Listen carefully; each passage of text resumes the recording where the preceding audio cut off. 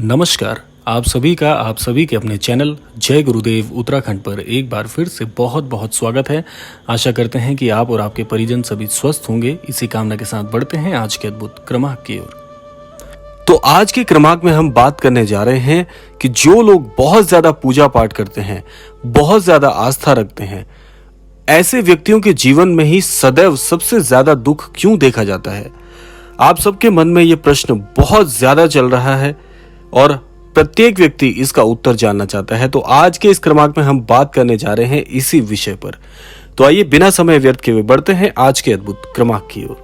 आज के इस युग में आपने देखा होगा कि ज्यादातर नास्तिक लोग ज्यादा सुखी रहते हैं, बल्कि आस्तिक लोग ज्यादा दुखी रहते हैं। यानी जो लोग ईश्वर को मानते हैं, भगवान की ज्यादा पूजा पाठ करते हैं, वे ज्यादा दुखी और परेशान रहते हैं। ऐसा क्यों है? ईश्वर का विधान ऐसा क्यों है? जो लोग दिन रात ईश्वर की भक्ति में डूबे रहते हैं, ज्यादा पूजा पाठ करते हैं, उनके जीवन में ज्यादा दुख और परेशानी आती है।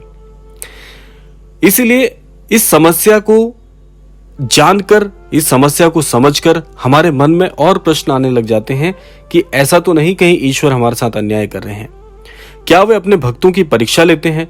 जबकि भक्त भगवान की पूजा इसलिए करते हैं कि उनके जीवन में आने वाले दुख और तकलीफ कट सके, उन्हें जीवन में सारी सुख सुविधाएं तो मिले और साथ साथ में उन्हें यह भी पता हो कि जीवन में अच्छा करना सदैव अच्छाई की तरफ ले जाता है और बुरा करना बुराई की तरफ। तो आज सबसे पहले मैं आपको ये बता दूं कि कर्म सदैव प्रधान है। श्री महाराज जी भी यही बात बोलते हैं कि जो व्यक्ति कर्म को प्रधान मानता है, ऐसा व्यक्ति अपने भाग्य को अपने हाथ से लिखता है।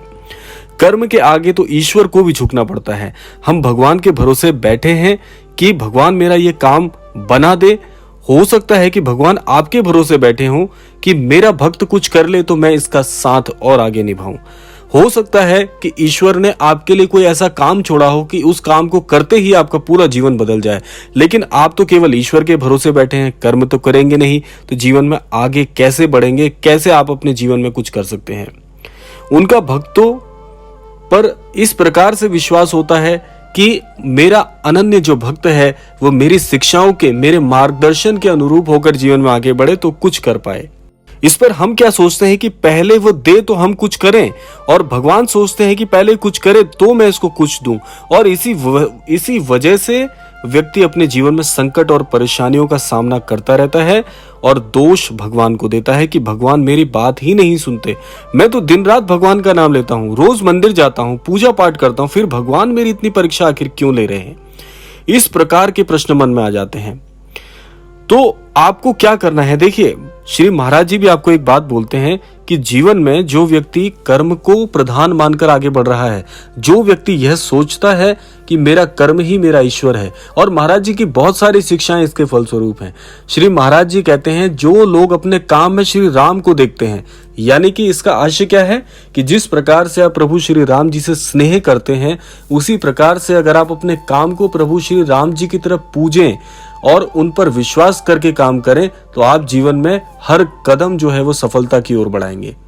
लेकिन होता क्या है कि हमें यह पता है कि अगर ईश्वर को प्रसन्न कर लिया तो जीवन में सब कुछ मिल जाएगा। तो ईश्वर को प्रसन्न करने के लिए हम लोग दिन रात घनिष्ठ से घनिष्ठ पूजा कर रहे हैं, लेकिन हम यह नहीं जानते कि ईश्वर हमारी पूजा विधि विधान से उनको कोई भी मतलब नहीं है।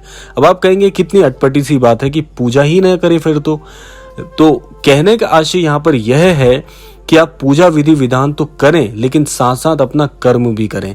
जब ये दोनों परस्पर बराबर की स्थिति में होता है तो समझ लीजिए कि आपकी पूजा भी सही विधि में जा रही है, आपका कर्म भी आप कर रहे हैं।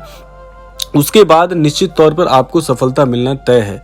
अब हमारी गलती यही हो जाती है कि हम सब कुछ छोड़कर केवल पूजा विधि विधान भी करें तो उससे भी हमारा कोई कल्याण नहीं होने वाला, क्योंकि ईश्वर एक बात अवश्य सोचते हैं कि मेरा भक्त जो है वो जीवन में ऐसे ही खाली ना बैठे, वो अपना काम तो करता रहे, और अपना काम करेगा तो ईश्वर उसकी सहायता करेंगे, उसका भाग्योदय करेंगे और उसे सारी सुख समृद्धि प्रदान करेंगे। और उसके बाद भी आपको कर्म करना छोड़ना नहीं है। ये नहीं कि आपकी एक मनो इच्छा पूरी हो गई और उसके बाद आप फिर हाथ पर हाथ धर के बैठ गए। ऐसे भी जीवन नहीं चलने वाला। जब आप पूर्ण रूप से समृद्ध बन जाएं, पूर्ण रूप से आप हर प्रकार से संपूर्ण बन जाएं, उसके बाद भी आपको कर्म करने हैं।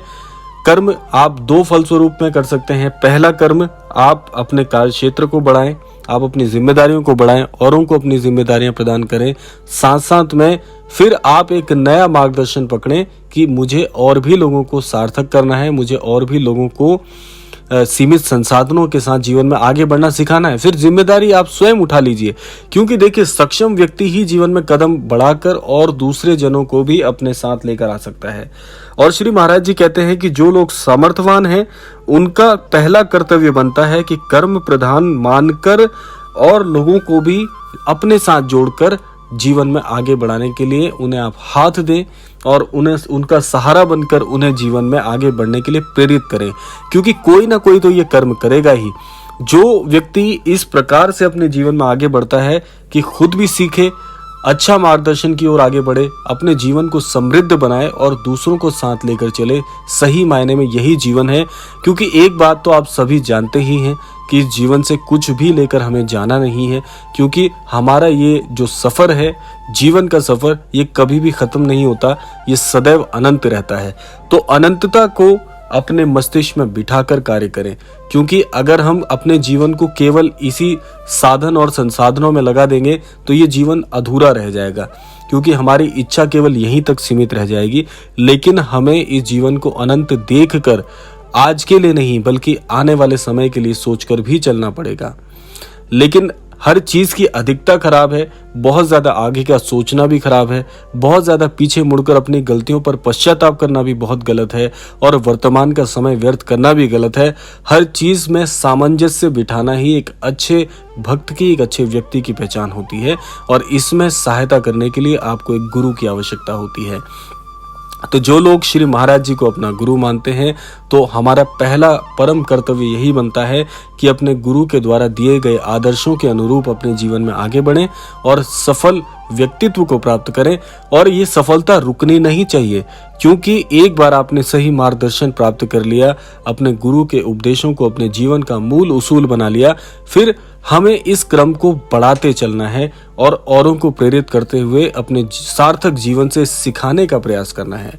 क्योंकि जो व्यक्ति रुक जाते हैं या जो व्यक्ति ये सोचते हैं कि मुझे मेरी मंजिल प्राप्त हो गई, तो ये मंजिल कोई मंजिल नहीं है, ये जीवन अपने आप में एक सफर है जो कि अनंत तक है। और अनंत का आशय यह है कि आपका जीवन कभी रुकता नहीं है, आप सीखना कभी नहीं छोड़ते, आप अच्छी आदतों को अपनाना नहीं छोड़ते, और अपने गुरुजनों का और उनके द्वारा बताए गए मार्गदर्शन का जब तक आप वाणी के अनुरूप, शब्दों के अनुरूप एक एक चीजों को जीवन में ना उतार ले, तब तक ये जीवन अधूरा ही लगता है। तो कहने का आशय यही है कि आदर्शों के अनुरूप जीवन में आगे बढ़िए। और सबसे बड़े आदर्श जो है, अगर आप आदर्श की बात यहाँ पर आई है, तो मैं आपको यही कहना चाहूंगा कि श्री रामायण जी का अध्ययन करें और श्री राम जी के चरित्र से सीखना शुरू करें। श्री राम जी का जो जीवन है वह अपने आप में मर्यादा पुरुषोत्तम है, और उनकी एक एक बात, उनकी एक एक वाणी अपने आप में एक महामंत्र है, जिसके अनुरूप आप जीवन में आगे बढ़ते हैं तो आपकी असफलता कभी भी आपको विफल नहीं बना पाएगी। जीवन में सफलता ही आपका मूल मंत्र भी बन जाएगा। तो यह था आज का अद्भुत क्रमांक। आशा करते हैं इस क्रमांक से निश्चित तौर पर कुछ सीखने को आपको मिला होगा, और कामना करते हैं कि आप हर एक बात को अपने जीवन में उतार कर उसका अनुसरण करना प्रारंभ करेंगे। इसी कामना के साथ विदा लेने का समय आ गया है। विदा लेने से पूर्व समय है प्रार्थना का। यही प्रार्थना करना चाहूंगा कि श्री महाराज जी सभी को सन्मति प्रदान करें, सद्बुद्धि प्रदान करें, और इस संपूर्ण सृष्टि का कल्याण हो। इसी कामना के साथ विदा लेते हैं, मिलते हैं अगले क्रमांक में। तब तक के लिए जय श्री राम, जय गुरुदेव, जय उत्तराखंड।